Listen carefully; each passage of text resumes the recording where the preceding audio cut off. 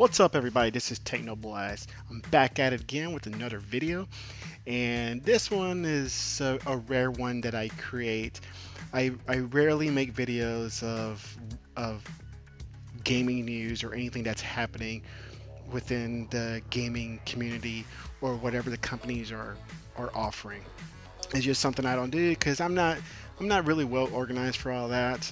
I don't really script out anything or take notes.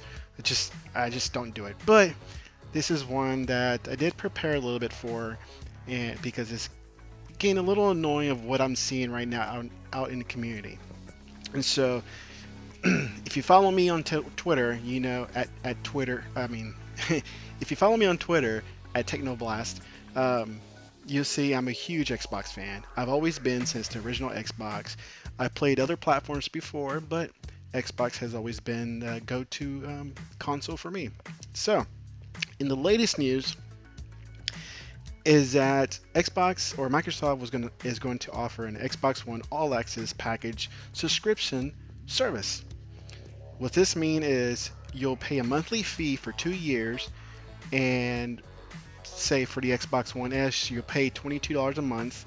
You'll get Xbox Live Gold, Xbox Game Pass, and this runs for 2 years, which totals around $528 for both for the 2 years for the, let's just say, the contract.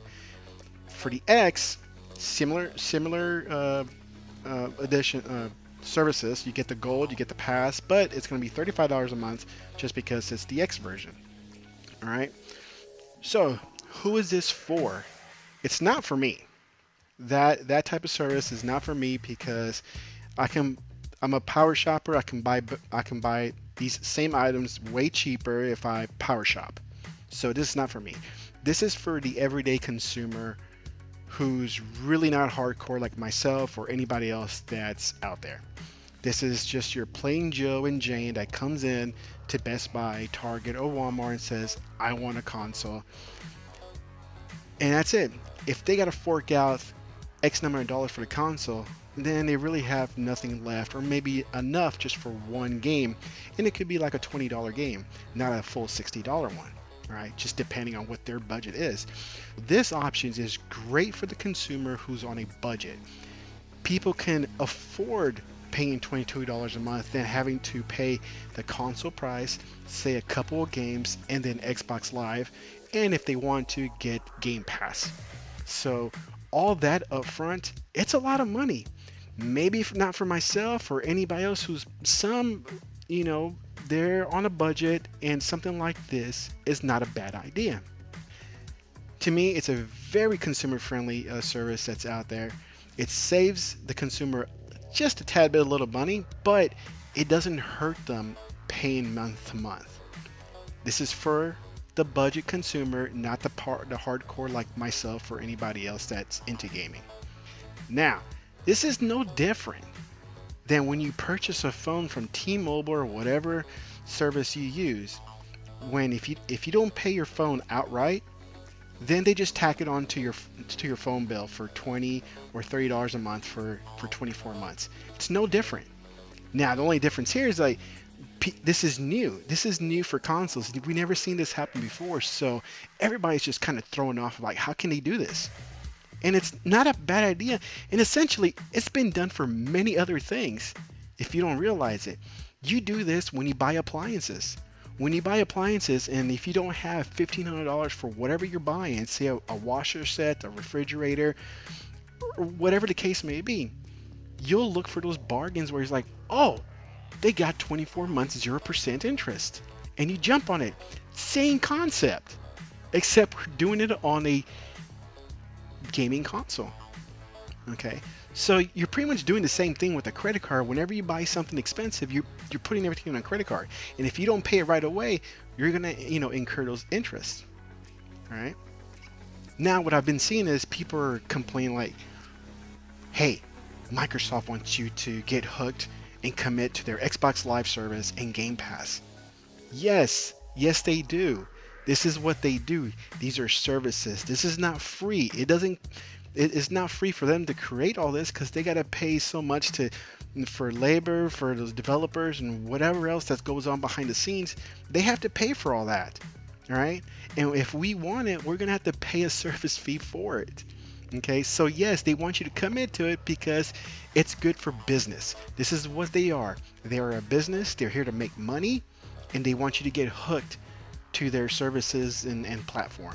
This is no different when you buy yourself a PS4 or whatever else is out there and then commit to that platform. You buy their online services, you buy their digital games, you buy their physical games, or whatever else they have to offer. Same thing with Nintendo. It is no different, except that somehow when Microsoft does it, it's a bad thing. But when everybody else does it, somehow it's genius. Okay? This is a very consumer-friendly option, so I see nothing wrong with it. So I've been seeing a lot of hate from both PC and PS4 people, and I don't understand why. Okay? Because anytime Microsoft does something, they want to offer something, here comes the PC and the PS4 army just bashing it for no reason. And here's what I see, and this is what I think. PC people, you guys like to brag about PC Master Race and whatever else you want to say it, like, PC is awesome. We get it. Yes, PC is awesome, and you can do a lot of things with the PC. Great. It plays games, and you do a lot of things, and it's fantastic. Awesome. You don't care about Xbox. But somehow, you guys like to butt in and make fun of or just bash Xbox for whatever reason, and its user base. Same thing for PS4 people. They have no interest whatsoever for Xbox. They don't care for it. They don't sign up for their services. They don't own a console. They just flat out just don't like it. And that's fine too. That's why we have options. And again, I just don't get it. I don't get for a group of people like PC and PS4 people that have no interest, that have no care in the world for the Xbox brand. Somehow you guys are very interested in bashing it and bashing on the fan base.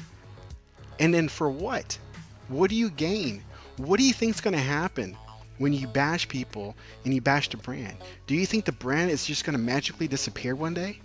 Do you think the user base is going to say, oh, you know what? Damn Sony people, they convinced me. I'm switching over to something else. I don't get it. You explain that to me because I would love to hear your mindset on this. And another thing is, like, if Sony came up with this service, I'm sure everybody that's a Sony fan would say it's the most genius idea we've ever heard. It's good for Sony. But because Microsoft did it and because it's the Xbox brand, somehow it's the worst thing ever. Now, just because my channel here is more geared towards Xbox and the brand and all its features, I welcome PS4 and PC people to tell me, why do you hate it so much that you have to bash the brand and you have to bash the community? I want to understand where you're coming from so I can just understand, because I just don't get it. My go-to is Xbox brand. I like the console, a lot of the hardware, the features, the services, everything that surrounds the Xbox brand. I also like the PS4 because it has some great games. I don't deny that. And I have a PC gaming rig that I play some games, not a lot. So I enjoy gaming all the way around, except that my go-to platform is the Xbox One, and there's nothing wrong with that. But somehow when it comes to you, it's like you guys are butthurt for whatever reason. I welcome you guys to make comments. I want to hear it. I want to understand why. You could be as negative as you want. I don't care. I'm not going to ban ban your comment or report it, because I will love to try. I will try to understand you, but right now I just don't, because you have no interest in the brand, in whatever they offer, but somehow you're really interested in coming to bash it and its user base.